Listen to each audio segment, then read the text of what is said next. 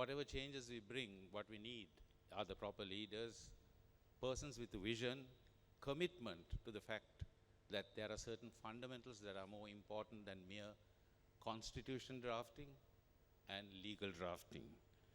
What is the vision for the country? As I said, are we agreed that the executive presidency has to go or has to be trimmed down? We cannot have power concentrated in the hands of one person. How soon will we abolish it or trim it? Those are things I would like to see from anybody who wishes to come to power. And also, it's not about coming to, what is basically needed is that anybody who seeks to govern, while emphasizing on his vision, should concentrate on the aspect of service and changing this unfortunate political culture that we have had for so many years. Are we committed to ensure the independence, competence, and integrity of the public service, leaving them free to serve all equally? Are our ministry secretaries going to be mere backboneless yes men, not protected in their jobs and free to do what's right and correct, or controlled by a truly independent public service commission devoid of puppets and weak persons who can bend to pressure from politicians? What of our police service, polluted by politics and supervised by a somewhat dormant police commission? What of our foreign service, loaded with non-career persons as favors for loyalties to parties, or to give them convenient accommodation in a country where their children are studying? We have been accused of a contingent of forces with a higher ratio per citizen than most countries in the world, though it is claimed that someone successfully ended a war 20 years ago. By and large, the forces and police comprise decent thinking people, though betrayed by some. What of the judiciary? Successive governments have, as Colvin R. de Silva originally said in 1978, monkeyed with the judiciary and pressurized it, tried to make it weak and sought to load it with lackeys. Should it not be regulated by independent bodies ensuring power, justice, and fairness? My point of emphasis is that what we need, more than constitutional drafting and laws, is independent institutions and processes that can be subject to control only by independent bodies and not monkeyed with by the politicians. Mere setting up of committees and commissions with no determination or interest in implementing is of no use. It's only a farce. We have heard of presidents in office who have tried to influence the judiciary. So as I said, I'm not going into the nitty-gritty of constitution drafting. The proposals are good, but there is something more basic we need. Are we really founded on a true Sri Lankan identity with peace, justice for all, without corruption?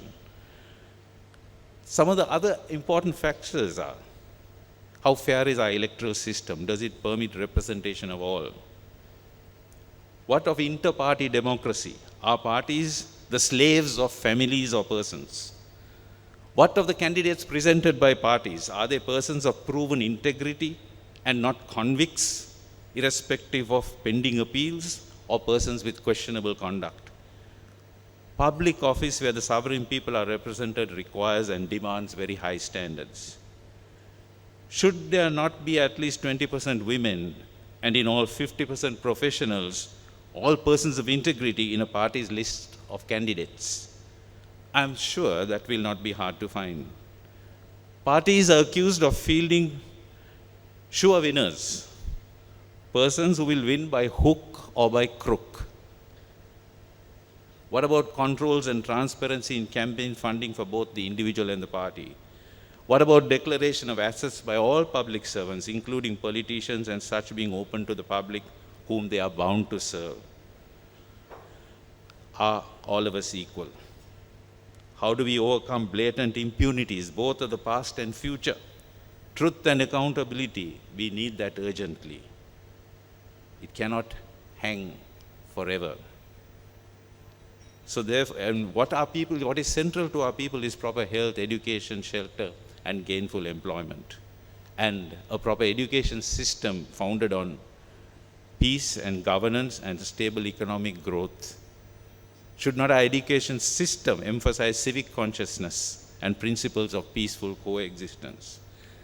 So I look for any aspiring government or candidate to put their proposals up front and put it to the people so that the people will know what we will expect and to stand by their convictions, so that, as Dr. Sunil Kure, though he diffident he may be, if you are able to convince the people that enough is enough, we have to stand for a united Sri Lanka. We have to stand for things that are beneficial for the country and generations to come, not depend on temporary benefits and handouts and freebies, which only imperils our economy and country further. So, with these upfront and clearly stated and a time frame given for accomplishing them, you may ask for the support of the people, whether it be for constitution change.